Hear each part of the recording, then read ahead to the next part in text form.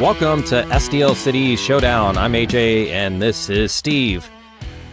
Steve, you ready for a quickie? What? No, not like that. I meant this episode. Listen, I am not I don't have to worry about premature recorrelation going on here. I've got the distance here, so don't worry about that, bud. I apologize to everybody. I, had to go on this amazing honeymoon this past week to Cancun with a newlywed wife, so we're a little bit delayed. And then unfortunately I got sick. Well, she got sick in the airport on Sunday, and then I caught it the next day. So it's been interesting. I do apologize for the delay. I know a lot of people like to stay regimented, and we usually have it out the next day, but Yep. Hey, it's the end of season, so I think that's fine. You know what, though? Good things come to those who wait. You guys are good people, so you can wait. Everyone's pent up. Everyone's kind of got some aggression. They keep refreshing Spotify. When's it coming out? When's it coming out? When's it coming out? And then you guys get what you want. Yeah. And I think today what we're going to talk about is we're going to talk about the game some, of course. And then there's been some big news this week with the roster changes. I think we want to hit on it, especially the decision making. And then maybe next week, Steve, or the week after, probably next week, we can perhaps have a end of season episode. Maybe we can recap. Maybe, we love rankings, and so does everybody else listening. Yep. Maybe we can rank what we think is our top players. And although also we're we have to own up for the predictions we made.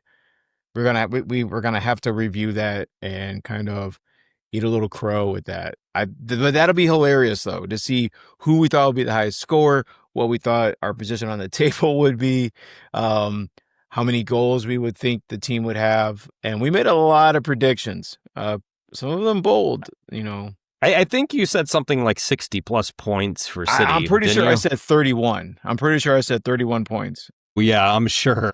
Finishing 12th on the table. I'm pretty sure that's what I said. Klauss having 8 goals. I'm pretty sure that's what I said. Yeah.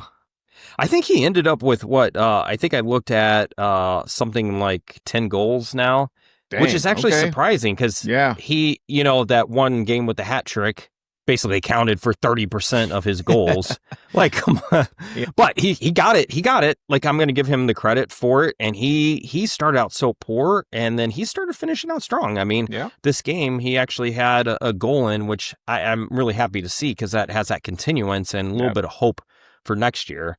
So tell me about the game. You actually went to this rained out game, or partially rained out game. Right. So everyone knows, if you've been listening to the podcast for long enough, I'm an incredibly cheap person, and I love to support the team, but I don't want to pay a lot of money. And I started watching ticket prices for this thing as the weather was being predicted, and started off earlier in the week at $50, and I'm watching this just progressively go down. Saturday morning, the bottom just kind of drops out. By 9 o'clock or so, ticket prices were $12. And I'm like, so not going. Gotta keep waiting. And while I'm waiting, some fans on the Facebook pages started posting their tickets. And somebody posted that they weren't going to be able to go, and they were offering 4 supporter session tickets for free. And I immediately said, I will do it. I can't get on, but here is my SeatGeek account. If you want to send them to me, feel free to send them to someone else. And he gave them to me. Well, during that time, ticket prices dropped down to $8 a ticket for a supporter section. So people were selling their tickets for $4, and SeatGeek was still adding the $5 fee. So you're paying more in fees than you were the ticket. So we got the free tickets. It was great. Thank you to the person on Facebook that, was offering them. I did look back today, and I saw more people offering free tickets because, it's a miserable season. It was a miserable day. It did rain a ton. But so we get to the stadium, and it was raining. But luckily, because there was no one there, we sat in in section 208, which is under the awning, and stayed relatively dry. My daughter had a poncho, so she did want to go to the supporter section. So we went down. Her and I went down for about 30 minutes. I was drenched, but she had a ball. She loves the supporter section because I love the supporter section. We did chants. We watched the game. And so, but my wife was sitting in the seat, so we went up there with her, and The game itself was really not great for the first half. And we saw a lot of the predictable, lazy play from St. Louis, especially on the defending side. And it kind of ruined the big thing. So I posted on Facebook and I posted on Discord that I love that hype video. When they play the Muse song, they dim all the lights and they do the red. And I just happened to be recording it. And they start the hype video and I'm watching it and they show highlights and it's no big deal, but they were showing Berkey. And I was like, well, this is kind of cool. They're showing Berkey, but they keep showing him. And I'm like, something's up. And sure enough, they show him standing at the goal, patting his hands. And then you see him, it flashes to all you see is over the shoulder and he's signing a contract. And you knew exactly what it was. And the crowd lost their effing minds because we all knew. And then it flashed on there. He said, St. Louis, I'm not going anywhere. Signs through 2027. So 2 more years. The best goalkeeper in the league is locked into City Power Red for another 2 years. And that was great. It was awesome. And then the game started. How did you feel about that Berkey extension? Are you excited about this, or do you think we should have got an attacker, a 6, water boy? I think if you've got the best person in their position in the league, it's best to hold on to them. And because you don't want to give up that person and have them go and burn you later. And especially since we don't know who the GM of this team is going to be. We don't know who the head coach is going to be. If there's something to give the fans to hold on to, that's it. The fans wouldn't give 2 shits if we re-signed anyone else other than, if we re-signed Klauss, it would not have mattered. It wouldn't have mattered. Everyone knows, even people that don't like soccer, if you say, name one player from this soccer team we have, they're going to say Berkey because he's the face. And you get a chance to keep the face around, probably going to retire from MLS at least in City Red. He was the person, I'm looking at our posters now. He's the most prominent face on all of the merchandise. He is City right now. You know, you could have said it was Parker because of his antics, his screaming, but it's not Klauss, it's not Leuven, it's Berkey. So I dig that. Even if it means we don't have the money for the best player that we can possibly get, if we're not giving up 6 goals a night, that's great. Predict for me, though. Predict. How much do you think, percentage-wise, this is a marketing move versus a we really should have Berkey move? Out of 100, I'm going to say it's 65 to 70% marketing, because this team, I'm sure if you look at the goodwill that this team had in 2023, it is significantly chopped right now because of the performance, because of the head coaching decisions, because of the players that we were not bringing in. We don't have a lot to hang our hats on. And you gotta, I mean, for me, I think the team has to eat it. If they probably would rather just let him go and re-sign Leunt and have a game manager type goalkeeper, I'm sure that would have been preferable. But when they screwed the pooch as hard as they have with the managerial side, that's a hit you got to take. And I'm sure they had to do something. Or you would have seen season ticket holders not renew in droves. If the season just kind of ends with all that much of a dud, it would have been disastrous for them.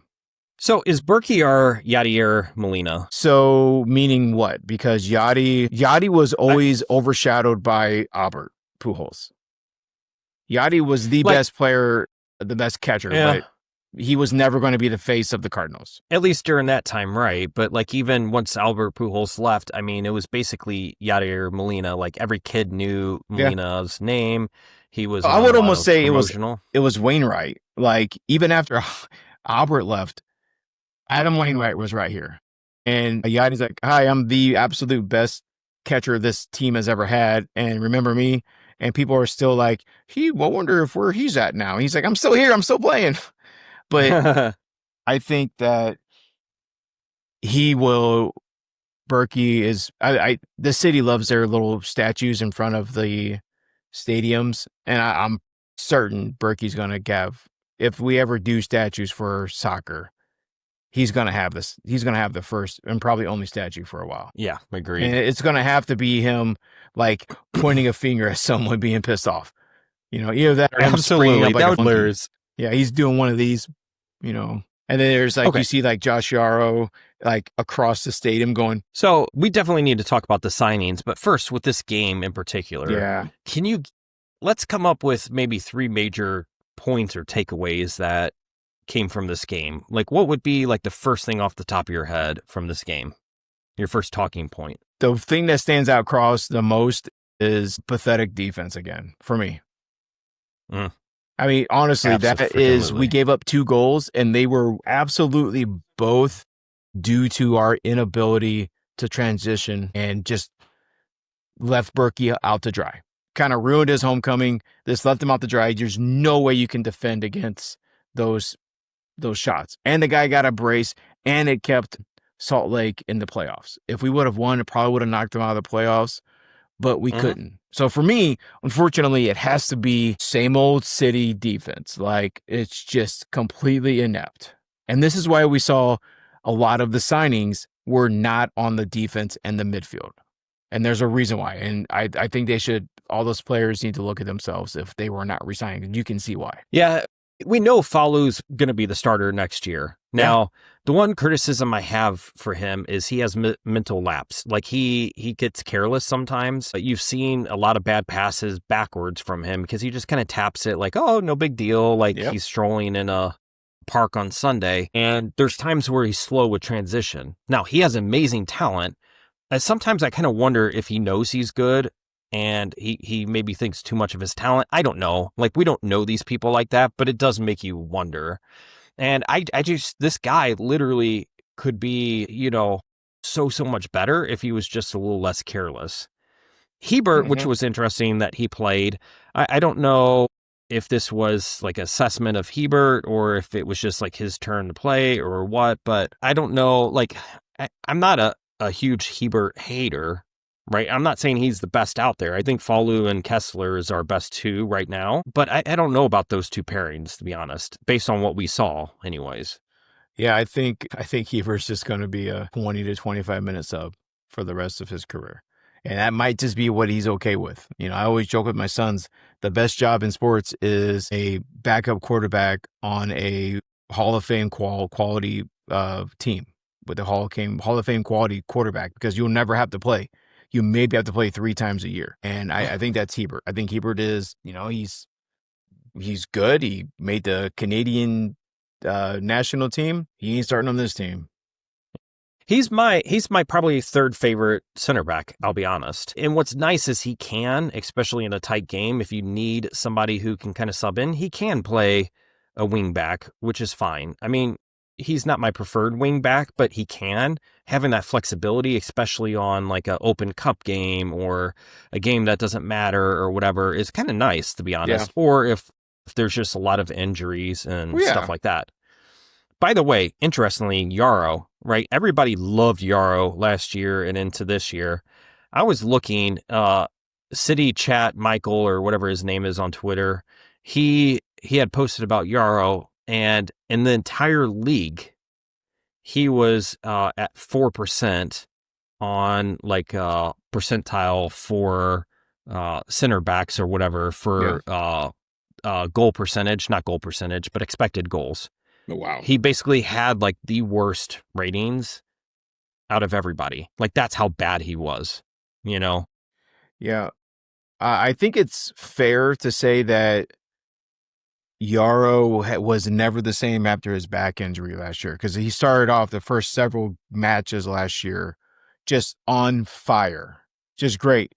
Then he got injured, and then by the time he came back, it was new coach time, and then he just was never the same again. He's never been the same after that. Or was it, I thought it was a head injury or a concussion or something, but like, no matter what happened, he's just not been the same. Same with Kessler. Like, Kessler's not coming back, because he was like defender of the year for the first several matches this year, and then he got hurt and then just was not the same. So now he's also been declined. Although the reports are that Kessler and Jarl could return to the club, but they're going to have to take, I'm sure they'll take a huge discount if they want to come back here and play. Yeah. So what's your probably second point for this game? Oh, what was your first? Well, we'll say defense was our first one. Yep. I'll go with my kind of second one, and that's, somehow the Critch teams seem to put up 2 goals. Yeah. It's actually kind of crazy. I get that one of them was a PK, but PKs count. They sure I'm do. okay with it. It still counts on the scoreboard. You still earned those, right? Because usually PKs are when you're really threatening the score and the defense fumbles and they're just do something out of desperation, right? So I'll say it counts. Mm-hmm. I think that has to be a highlight. Now, guess what? How many times do we have our episodes named something like we tied again or something tied or draw? Mm-hmm. Ironically, guess how we ended this season? Another flipping draw. Another draw. Good Another God. Draw. I think my second is brute force versus QT. Like, you saw our first opportunity to score was the PK, and Cello took the first PK, and he does that tiki tiki tiki tiki. He runs up and then he scoops the ball up, and it just went right to the arms of the goalkeeper. And sure, he ran off the line and got another shot, and it was so hilarious that Leuven took it the second time, and Leuven isn't that. Leuven is like he I don't know, like he climbed out of his recliner, put his cleats on, snuffed out a cigarette, shoved Cello off to the side, and just buried that PK.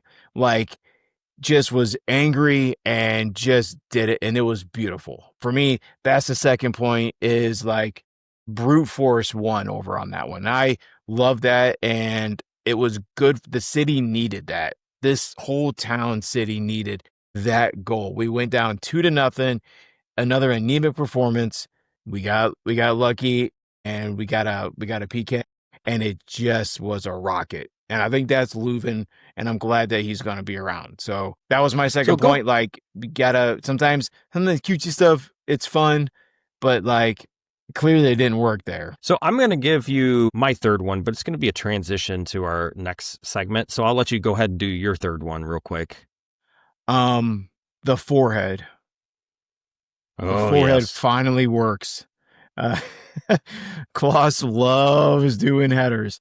And 87 minutes into this match, Klauss does another damn header, and it actually went in. I would love to know, see how many shots on goal he took with the header and how many actually went in. I think it'd be fun to be able to see, his percentage of that has got to be 8%. And it worked, and we left this, we said sayonara to this season on not a high note, but a mid note, We didn't lose. Yes, but we didn't win. Well, we didn't lose. But we didn't win. And I can say, I guess my other point is the food at the ballpark is so expensive, but it's so good. It's so good. I got a tofu burrito from one of the places, and $19 or something, but my God, it was so good. It was so good. My daughter got her little snack thing, and I never buy food there because it is so expensive. But, it was a late night. I was wet. I feel like I earned it. I didn't have to pay for those damn tickets. So I just splurged and got myself something to eat, and it's vegan, and it was delicious. It was such good food. It's better than anything like the Cardinals can offer. So the marketing side of this team is just top notch, top to bottom. The food offerings are just insane. Oh my gosh. This is amazing stadium. They've done a great job. It's well thought out. Yeah. I'm not saying that there couldn't be something better, of course, right? But it's a fun stadium. Yeah. It's cozy. It can get a little crowded. I kind of wish the concourses were a little bit bigger, but that's just me being get off my lawn kind of complaints. How dare you not cater to my every needs? I know. But I gotta tell you, like the Hellfire Club, was that what it's called? The one with the bar with the cat, I think it's. But anyway, Hellfire. I'm thinking D&D. That's Hellcat. I love that place because it is a bar, but it's family friendly. And we got my daughter her meal, and then we actually had to find a table for her to sit at. And like there was a standing area, and we got to go, and it wasn't super crowded in there, and it was out of the rain, and everyone wanted to be there, and it was good. It was a good scene. So yeah, I dig being at the stadium. Yeah. And the pitch is just beautiful. It's just beautiful. Oh, it's just beautiful. It's pretty awesome. I love everything about it. So here's my third point. Okay. And it's a little less about the game per se as kind of the season, but it kind of transitions us here. So my third point is, as the game was going on, and especially as it ended, it was in some ways I was like, finally, we can look forward to something else. Now, part of it is we've always kind of said that it's better to have some soccer, even if it's bad, than no soccer. But at the same time, I guess the glass half full is that, okay, we won't have soccer for a few months, but at least we have something better to look forward to.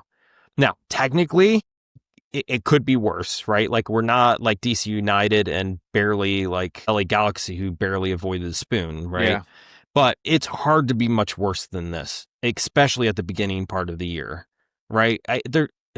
That was like historically bad at that point. I just really, really hope that we have some kind of future. Now, what's interesting is this week, as everybody, I'm sure, listening to this, because if you're listening to this, you're probably a hardcore fan too. There was a lot of roster moves, which we kind of mentioned already. If you haven't checked it out, it's literally on every social media at this point, and you've probably read it 30 times. The team has it very prominently posted on the app too. Absolutely. So it's right there. Now, the question is that's really boggling a lot of people's minds, is that we fired Lutz, what was it? Something like late July or whatever it was. And we still don't have a sporting director. And it's very readily apparent that somebody made these decisions on what contracts the offer, one to kind of negotiate. Somebody had to negotiate and make the Berkey contract. Now, I don't necessarily have a problem with the Berkey contract, because if it's mostly marketing, which was a question I asked you earlier, then I'm okay with Diego negotiating on that contract, honestly. But the problem is he said that he's essentially not, I forgot the exact words, like he's not wise enough, or he's not enough into it that he could ever be a sporting director. But yet it appears that they're making some kind of decision. Maybe it's Hackworth behind the scene. But the thing that really bothers me is that these options, even though that the contracts go until like December 31st, you have to exercise the options by November 29th, which means that a sporting director who's coming in needs to make these decisions. Now, we've talked a lot about this on this podcast, that there are so many options this year, options and expiring contracts, that it's a very, very big year for, I don't want to say a hard reboot, but it's somewhere between a soft and a hard reboot, right? Yeah. And here we are with no sporting director still, and we don't have somebody making these decisions that's going to dictate the future. Now, I posted this on Reddit, and I'm going to see your opinion here in a second, that I was saying, like, what's going on here? And somebody says, well, do you want them just not to make any decisions and blah, blah, blah? And I'm like, the problem, though, is yeah, they're making decisions, but part of what a sporting director does is they come in and they create their vision. They kind of set the tone. They kind of decide the style of play for a large extent. They got to put it together. If you make the decisions for them, you're now basically not matching the players to the sporting director. It's not as good of a scenario. Yeah. I'm a bit worried about that. What do you think, Steve? I would be too, because you want a sporting director who is bold enough to make hard choices. And if you wait until after November to bring them in, all these deals have to be exercised or not. And what if you get a strong-willed personality in here and they look at some of these moves and they still say, he's not part of my team, and they have to cut them? Or my worry is you're not going to get a strong-willed person, because the business side is going to say these decisions are already made and you're not going to change them. Well, if I am not responsible for the team, I am not putting my name on here because I'm not going to go down with this ship. So then we're kind of worried about, we're looking at, are they just going to promote within? Are they just going to make John Hackworth the sporting director because he's already here? Because how are you going to encourage very high quality people to come to this team? And then if it's someone that's already here in a failing system, how are you going to entice a high quality coach? We're not. We're just not. I mean, if it's going to be Hackworth, just freaking do it already. Right? I don't think, how can you do Hackworth at this point? Like, okay, let me ask you, Steve. So in a week, let's say it comes out, a little bell icon comes up on your phone that City has got a press release, and you read it and they say that Hackworth is a new sporting director, right? Like, what kind of confidence does that give you? It basically tells me that you literally couldn't find anybody, and now you're just kind of defaulting to your backup. It's going to be Lutz Light because Hackworth has been a part of this organization since the beginning. He kind of echoed the attitude like what Lutz was wanting to do. So how are we going to get a significantly different outcome from what we just fired if we keep someone that's inside the system? Maybe they're waiting for Vermees and he's going to be our sporting director. I can't even say that with a straight face. Can't even say it with a straight face. And then again, how are you going to entice a high quality coach? And then I don't want to get into my conspiracy theory stuff where they don't care, because as long as the Rubes keep spending money, keep buying $19 burritos and buying $50 tickets, what's it matter? As long as you can keep ticket sales going, it doesn't matter how we do. And that's a problem too, is because I've read some of like Matt Baker's stuff and other people that they've kind of asked around the league, hey, have you heard of this kind of situation where you have a president of operations, like more on the business side, making sporting director decisions and stuff like this? It kind of makes me wonder, like, you've dealt with bosses like this, right? Where they maybe are really good in their position, but they think that there's something else.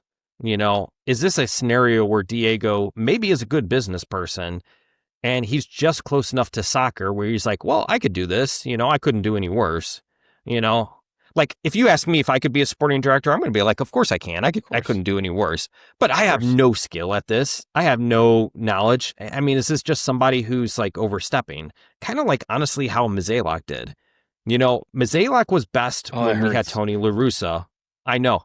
When we had Tony La Russa, who was much more difficult to deal with, once he left, we started basically getting peons that basically bowed down to what's his face and gave him more power. I think you could say that if this happens, you could make the comparison that Diego is John Mizalak after Walt Jocketty left. So Walt Jocketty was the GM in charge of the 2011 World Series championships. John Mizalak was his understudy. La Russa and Jocketty go off to Arizona. Mizalak becomes the GM, and then it all just falls apart. And Walt Jocketty or Mizalak was essentially there to keep the money flowing in. You never saw Mizalak make any kind of significant changes. And he was just like a Walt Jocketty light.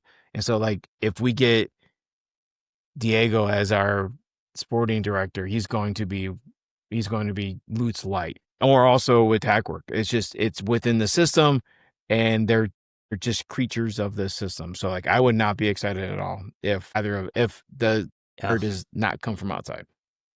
And that also makes me kind of worried at this point. Now that Diego is doing things like this, is he going to bring in a sporting director who doesn't have strong experience? That way he can still be controlled. You see what I'm saying? Yeah. We heard like the rumors about the EPL guy that could have come here for a sporting director, and those dried up fast.